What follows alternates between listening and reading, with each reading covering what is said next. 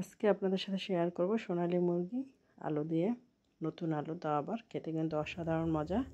আসসালামু আলাইকুম ভিউয়ার্স, আশা করি সবাই খুব ভালো আছেন। যে যেখান থেকেই দেখছেন সবার জন্য শুভকামনা। ভিডিওটি ভালো লাগলে লাইক কমেন্ট শেয়ার করে সাথেই থাকবেন। আজকে নতুন আলু দিয়ে সোনালী মুরগি রান্না করার জন্য চুলাটা প্যান বসিয়ে দিয়ে পরিমাণ মতো সয়াবিন তেল দিয়ে দিচ্ছি। তারপর বড় সাইজের 4টা আলু মাঝখান থেকে 4টা মানে 4 টুকরো করে নিয়েছি এক একটা আলু। তারপর সামান্য লবণ দিয়ে এটাকে তেলে ভেজে নিব। একটু ভালো করে একটু হালকা কালার করে ভেজে নিলে আলুটা দ্রুত সিদ্ধ হয়ে যাবে, যেহেতু নতুন আলু। আবার মাংসটাও কিন্তু সোনালী মুরগি দ্রুত সিদ্ধ হয়। এই কালার হয়ে যাওয়ার পর তারপর আলুগুলোকে আমি তুলে নিচ্ছি। এখন ওই তেলের ভিতরে আমি পেঁয়াজ কুচি দিয়ে দিচ্ছি। প্রায় 1.5 কাপের মতো পেঁয়াজ কুচি দিয়েছি। পেঁয়াজটা আপনারা চাইলে একটু বেটেও দিতে পারেন। আমি কুচানো পেঁয়াজ দিয়ে রান্না করব। গরম মশলা দিয়ে দিয়েছি গোটা 3টে এলাচ আর 2টা দারচিনি। এখানে আদা বাটা দিয়ে দিয়েছি, রসুন বাটা দিয়েছি 1/2 টেবিল চামচ করে। তারপর একটু তেলের ভিতরে কষিয়ে নিচ্ছি, মানে হালকা একটু ভেজে নিচ্ছি। এখন এখানে মরিচের গুঁড়া দিয়ে দিচ্ছি, লাল মরিচের গুঁড়া 1.5 টেবিল চামচ। মরিচ ঝালটা আপনাদের পছন্দ অনুযায়ী দিবেন। আর হলুদের গুঁড়া দিয়েছি এক 1/2 টেবিল চামচের মতো, মানে যতটা পরিমাণ লাগে। তারপর সামান্য পানি দিয়ে কষিয়ে নিচ্ছি। ধনিয়া গুঁড়া, জিরা গুঁড়াটাও দিয়ে দিচ্ছি, স্বাদ মতো লবণ। তারপর আরও কিছুক্ষণ এটা কষিয়ে নেব। যতটা পরিমাণে কষাবেন তত কিন্তু ঘিরে হতে ভালো লাগবে। ভালো করে এটাকে কষিয়ে নিচ্ছি।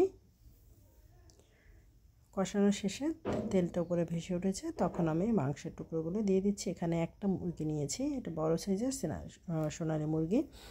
এটাকে ভালো করে একটু মাখিয়ে নিচ্ছি 2 মিনিট। তারপর এখানে ভাজা আলুগুলোকে দিয়ে দিচ্ছি। এটা একসাথেই রান্না করব।